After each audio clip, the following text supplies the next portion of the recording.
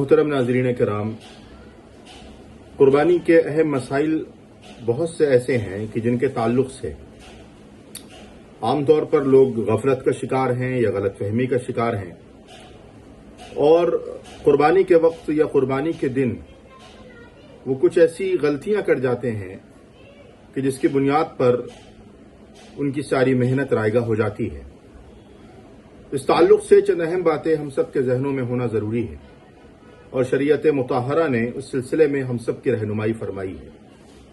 पहली बात तो यह है कि कुर्बानी हर आकिल बालिग मुकीम साहिब निसाब मुसलमान पर वाजिब है, यानी जिसके पास 52.5 तोला चांदी हो या 7.5 तोला सोना हो, उसके लिए ये लाजमी है कि वो कुर्बानी के 3 दिन में अगर मालदार होता है और उसके पास ज़रूरत असलिया से ज़ायद माल होता है और वो माल 52.5 तोला चांदी या 7.5 तोला सोना के बराबर होता है, तो फिर उसके लिए ये ज़रूरी है कि वो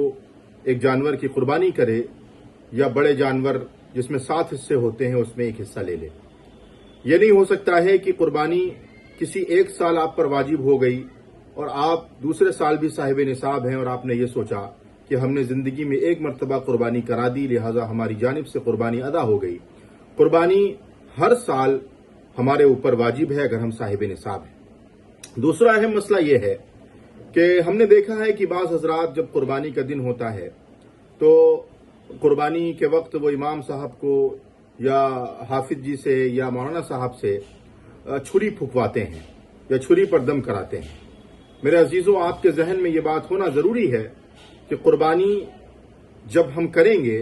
तो उसमें सबसे बुनियादी शय ये है कि हम बिस्मिल्लाह वल्लाहु अकबर कहकर जानवर को ज़बह करें।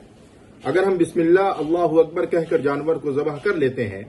और हम अपनी जानिब से कुर्बानी करते हैं या किसी अपने घर वालों की जानिब से कुर्बानी करते हैं तो फिर बिस्मिल्लाह अल्लाहु अकबर कहने की बुनियाद पर वो कुर्बानी हमारी हो जाएगी।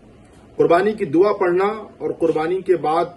जो दुआ पढ़ी जाती है, अल्लाहुम्मा तक़ब्बलहु कमा तक़ब्बलत मिन हबीबिका मुहम्मदिन सल्लल्लाहु अलैहि वसल्लम व मिन खलीलिका इब्राहीम, ये पढ़ना सुन्नत है। और अगर किसी को ये दुआ नहीं याद है लेकिन वो कुर्बानी करना चाहता है तो उसके लिए ये लाजमी और ज़रूरी नहीं है कि वो किसी दूसरे का सहारा ले, बल्कि अपने हाथ से कुर्बानी करे और बिस्मिल्लाह अल्लाहु अकबर कहकर जानवर को ज़बह करे और ये नियत करे कि ये कुर्बानी मेरी जानिब से है या ये कुर्बानी मेरे घर के किसी फ़र्द की जानिब से है। अल्लाह ताला उस कुर्बानी को कबूल फरमा लेंगे। छुरी पर फुकवाना या छुरी पर दम करवाना ये किसी भी तरीके से शरीयत का हिस्सा नहीं है। तीसरी अहम बात यह है कि अगर किसी का जानवर गुम हो जाए या चोरी हो जाए तो फिर ऐसी सूरत में वो क्या करे। तो उसके लिए भी मसला वाज़ेह है कि अगर वो साहिब निसाब है और गुम होने या चोरी होने के बाद भी वो मालदार रहता है, साहिब निसाब होता है, तो फिर उसके लिए ये ज़रूरी है कि फिर दोबारा दूसरा जानवर खरीद कर कुर्बानी करेगा। और अगर वो गरीब है, उसके पास माल नहीं है, जानवर चोरी होने के बाद वो माल नहीं बचता है, तो फिर उसके लिए ज़रूरी और लाजमी नहीं है कि वो दोबारा जानवर खरीद कर कुर्बानी करे। इस तरह एक मसला और अहम है जो हमने अभी 1-2 दिन पहले आपके सामने रखा था, वो ये है कि आमतौर पर लोग एक साल किसी के नाम पर, दूसरे साल किसी के नाम पर कुर्बानी करते हैं। मेरे अजीज़ों, सवाब में शामिल तो आप कर सकते हैं, लेकिन किसी उस शख्स के नाम पर कुर्बानी करना जिस पर कुर्बानी वाजिब नहीं है और आप अपनी